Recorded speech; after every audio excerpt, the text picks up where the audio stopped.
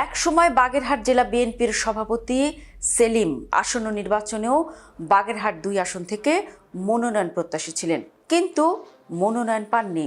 মনোনয়ন না পাওয়ায় তিনি বাগেরহাট ১, ২ ও ৩ আসনে স্বতন্ত্র প্রার্থী হয়েছেন। শেষ পর্যন্ত তিনি কোনো আসন থেকে প্রার্থিতা প্রত্যাহার করবেন কিনা তা নিয়ে আলোচনা আছে। তফসিল অনুযায়ী ২০ জানুয়ারি প্রার্থিতা প্রত্যাহারের শেষ দিন। সেলিম জানিয়েছেন, বিএনপির সিট রক্ষার জন্য বিএনপির স্বার্থে তিনি স্বতন্ত্র প্রার্থী হয়েছেন, কারণ বিএনপি যাদের প্রার্থী করেছে তারা কেউ জামায়াতের সামনে দাঁড়াতে পারবে না বলেই তিনি মনে করেন। তার কথা একেবারে ভুলও নয়। চিতলমারী, ফকিরহাট, মোল্লাহাট নিয়ে গঠিত বাগেরহাট ১ আসনে বিএনপির প্রার্থী কপিল কৃষ্ণ মণ্ডল।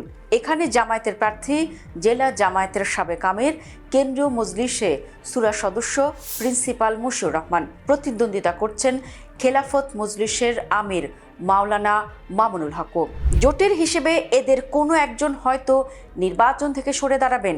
সেক্ষেত্রে কঠিন প্রতিদ্বন্দ্বিতার মুখোমুখি হতে হবে কপিল কৃষ্ণকে।